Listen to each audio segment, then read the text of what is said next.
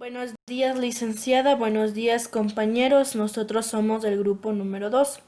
Nuestro proyecto se llama Los derechos civiles y políticos como instrumento de formación de la sociedad humana, el cual está conformado por Adriana Andino, Alexandra Jarrín, Maitela Andeta, Ruth Puetate, Eric Quisilema, Jimmy Zambrano y mi persona Ana Herrera. Los derechos civiles son los que hacen referencia a los individuos. Garantizan que su vida sea posible y respetada. De ahí que se prohíben todas las acciones que atentan a la integridad personal, con el fin de posibilitar la reproducción humana y la generación de condiciones espirituales y materiales que hacen posible la vida. Son derechos que frenan las relaciones de poder entre las personas, las cuales hacen que unas atenten contra otras, por supuestas condiciones de superioridad. La expresión de la violación a estos derechos es la violación física, psicológica o sexual, que destruye a un ser humano y deja huellas profundas, algunas irreparables como la muerte. Los derechos civiles son los reconocidos por todos los ciudadanos y por la ley, y en ellos se distinguen de los derechos humanos y de los derechos naturales. Los derechos civiles son condiciones dentro de un Estado, mientras que los derechos naturales o los derechos humanos son internacionales, y se tienen o bien por el mero hecho de haber nacido, según la teoría ius naturalista, o bien por la mera constitución de la sociedad, según la teoría constructualista, el ius positivismo, que separa moral y derecho, no se plantea la existencia de derechos naturales. John Locke sostuvo que los derechos naturales a la vida, la libertad y la propiedad debían ser convertidos por derechos civiles y protegerse por el Estado soberano como aspecto del contrato social, derechos constitucionales. Derechos políticos. La humanidad ha vivido múltiples episodios de violencia, ejércitos del Estado contra las personas, aplicando la fuerza como mecanismos de represión hacia quienes han expresado sus ideas o han cuestionado el régimen. En muchas sociedades y en épocas se han aplicado la tortura, la desaparición y el asesinato a personas quienes actuaron al margen de la ley. Tenemos el derecho a ser electo, es el derecho que tienen todos y cada uno de los ciudadanos a postularse para ser elegidos con el fin de ocupar logros políticos. Derecho a participar en el gobierno y ser administrado en cargos políticos. Derecho de asociarse con los fines políticos. En general, son derechos que protegen las libertades individuales de su quebramiento ilegal. Represión por parte del poder, sean los gobiernos o de cualquier otro agente político, público o privado, y garantizar la capacidad del ciudadano para participar en la vida civil y política. Nosotros les vamos a hablar sobre cuáles son los derechos civiles. 1. Derecho a la vida, libertad y seguridad. La vida es uno de los derechos fundamentales junto con la seguridad que necesitamos y la libertad que merecemos. Estos fueron creados después de varias muertes provocadas por el Estado. Ahora el Estado debe velar por las personas y no privar al individuo de sus derechos básicos. Estos derechos se encuentran en el artículo 3 de la Declaración Universal de los Derechos Humanos. 2. Derecho contra la tortura, tratos crueles e inhumanos o degradantes. Esto implica el trato justo, la igualdad de condiciones, que ninguna persona podrá ser obligada a realizar actividades contra su voluntad y tendrá el derecho de ser tratado de forma igualitaria sin importar sus condiciones. Estos derechos civiles se encuentran en el artículo 4 y 5. 3. Derecho al reconocimiento jurídico e igual protección ante la ley. El Estado reconoce a todas las personas como ciudadanos sin excepción alguna, con la cual lo cuida, protege y garantiza el bienestar de todas las personas y la armonía con el medio en el cual se desenvuelve, abarcando con los beneficios del gobierno. Estos derechos corresponden al artículo 6 y 7. 4. Derecho contra la detención, la prisión o el destierro arbitrario. Establece que nadie puede ingresar en prisión y permanecer ahí sin una buena razón. Esto se aplica no solo a prisioneros, sino también a lugares como los centros de detención para personas solicitantes de asilo, centros migratorios y de adicciones. Estos derechos se encuentran en el artículo 9. 5. Derecho a la presunción de la inocencia que se demuestre lo contrario. Solamente a través de un proceso o juicio en el que se demuestre la culpabilidad de la persona podrá el Estado aplicarle una pena o sanción. Estos derechos civiles se encuentran en el artículo 11. Derecho a un juicio justo en un tribunal imparcial. Se encuentra en el artículo 10 y para esto se debe tomar en cuenta lo siguiente: la imparcialidad e independencia de los jueces, el carácter no retroactivo de las normas penales, la existencia de garantías procesales de los acusados y la garantía de recurso. ¿Qué es la privacidad? La privacidad puede ser definida como el ámbito de la vida personal de un individuo, quien se desarrolla en un espacio reservado, el cual tiene como propósito principal mantenerse confidencial. También se aplica a la cualidad del privado.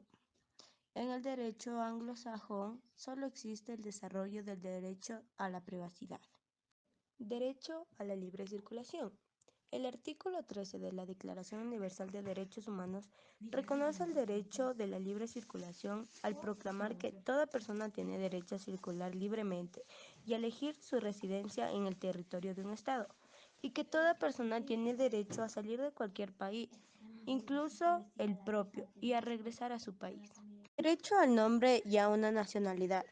Desde el momento de su nacimiento, toda persona tiene derecho a obtener una identidad. Todos los niños tienen derecho a poseer una identidad oficial, es decir, a tener un nombre, un apellido, una nacionalidad y a conocer la identidad de sus progenitores. El derecho a casarse y formar una familia. Los hombres y las mujeres, a partir de la edad núbil, tienen derecho, sin restricción alguna por motivos de raza, nacionalidad o religión, a casarse y fundar una familia, y disfrutar de iguales derechos en cuanto al matrimonio, durante el matrimonio y en caso de disolución del matrimonio. La propiedad se define como el derecho o facultad de poseer algo que es objeto dentro del marco jurídico aplicable. Es el derecho real que implica el ejercicio de las facultades jurídicas, más amplias que el ordenamiento jurídico concede sobre un bien. Derechos políticos o de ciudadanía. Las personas al nacer adquieren un nombre que define su identidad personal y una nacionalidad que indica el país en el que nacieron y por tanto el Estado que las protege. Así se garantizan su sentido de pertenencia y vinculación con la sociedad civil. Pero además se adquiere una condición adicional que es la ciudadanía, la cual le habilita como un ser político dentro de una sociedad. Un ciudadano o ciudadana ejerce sus derechos políticos, que son los que posibilitan que las personas en relación con otras de la sociedad pueden expresarse tal como son en absoluta libertad e igualdad de oportunidades como actores o protagonistas del devenir político del país. El ejercicio de la ciudadanía permite el goce de los derechos políticos, entre los que está el sufragio como el mecanismo de decisión sobre el destino del país, mientras que los derechos civiles garantizan la vida y la integridad de las personas. Los derechos políticos posibilitan su desarrollo individual, social y político. Esto permite a las personas ser parte y expresarse como son en el ámbito privado y público, integrar organizaciones civiles, políticas o religiosas, formar su pensamiento ideológico y las creencias que en bien tuvieran. Cuando pensamos en los derechos de los ciudadanos y las ciudadanas, también estamos pensando en los derechos humanos, pero recuerda que son distintos. Mientras los derechos políticos se atribuyen a la ciudadana o ciudadano, los derechos del hombre se confieren a las personas como seres humanos, independientemente de su ciudadanía. El derecho del ciudadano en la política. Los ciudadanos deben elegir quiénes representarán a su país entre el sufragio, como el mecanismo de decisión sobre el destino del país a través de la elección de los representantes del pueblo, que actuarán en nombre de éste, Esos derechos permiten además que los ciudadanos puedan ser electos y ser parte de la conducción de los destinos de una nación a través de su participación en el gobierno o al ocupar cargos públicos.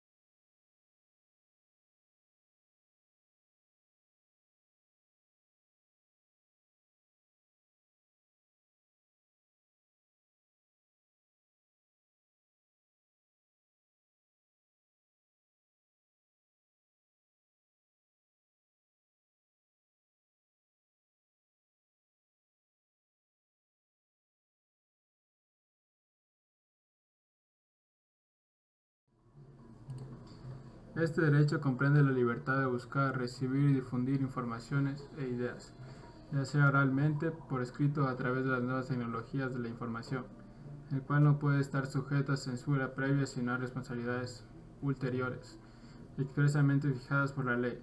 Libertad de expresión.